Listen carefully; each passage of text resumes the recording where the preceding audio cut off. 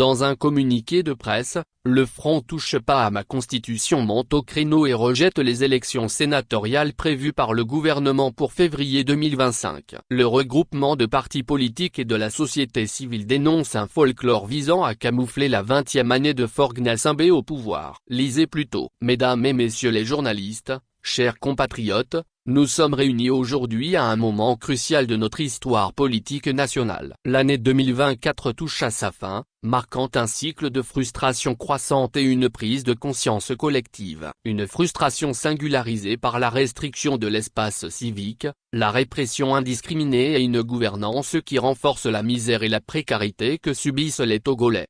La situation au Togo est actuellement marquée par de nombreuses crispations majeures. Une modification constitutionnelle contestée. En avril 2024, une nouvelle constitution a été adoptée dans des conditions anticonstitutionnelles, permettant au chef de l'État actuel, Faure-Gnassingbé, de se maintenir au pouvoir sans limite de durée. Cette décision soulève de sérieuses inquiétudes quant au respect des principes démocratiques, de restriction des libertés fondamentales, les restrictions de la liberté d'expression, de réunion et de manifestations pacifiques vont à l'encontre de la Constitution et des engagements régionaux et internationaux du Togo. Pour dénoncer cette confiscation de l'espace civique, nous avons déposé, le 18 novembre dernier, un recours pour abus de pouvoir auprès de la Chambre administrative de la Cour suprême, contestant l'interdiction arbitraire de notre journée de solidarité pour les détenus politiques.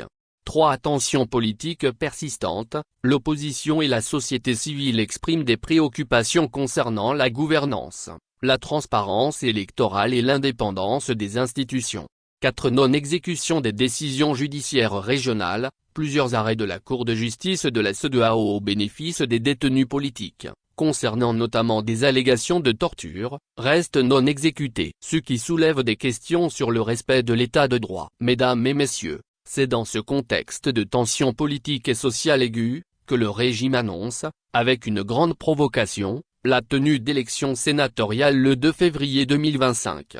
Chers compatriotes, cette date n'est pas le fruit du hasard, elle n'est pas du tout anodine, car il s'agit pour le régime de noyer dans les tumultes électoraux la date du 5 février. Oui, le 5 février. C'est la date du coup d'État qui a marqué l'irruption brutale de Faure-Gnassingbé à la tête de l'État en 2005, et qui a débouché sur le massacre d'un millier de Togolais quelques semaines plus tard. C'est donc les 20 ans de confiscation de pouvoir, de violence et d'une gouvernance désastreuse que l'on cherche à passer sous silence, que l'on veut cacher, car une période de honte pour le régime, une période caractérisée par des résultats médiocres et surtout par le rejet du peuple.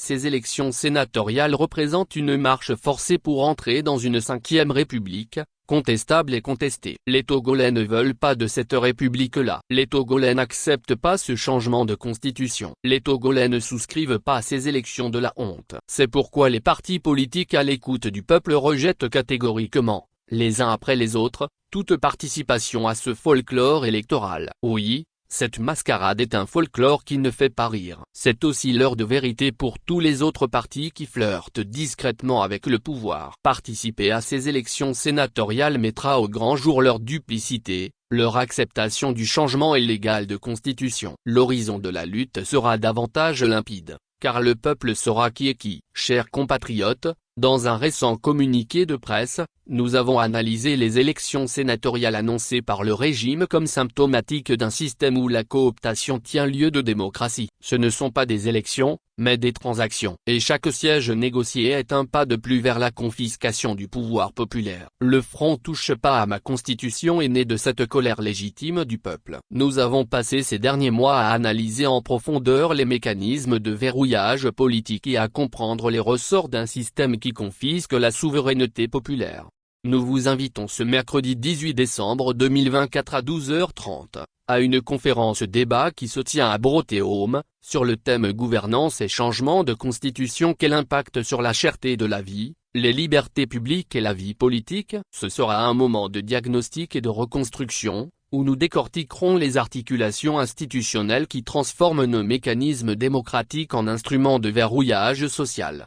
Cette conférence débat sera un acte majeur de cette fin d'année, un moment de bilan, de projection et de défi. Une projection qui nous prépare à 2025, une année symbolique, une année charnière, une année qui marque le défi de l'action. 2025 sera l'année où le peuple ne se contentera plus d'être un objet politique, mais il deviendra l'acteur de sa propre histoire, avec un seul mot d'ordre: agissons ensemble. Ce n'est pas un slogan, c'est un engagement à lancer la mobilisation générale, par des manifestations pacifiques publiques, à s'exprimer massivement sur les réseaux sociaux et à entretenir des discussions communautaires pour maintenir la flamme de la sensibilisation. Que viennent les tyrans, ton cœur soupire vers la liberté.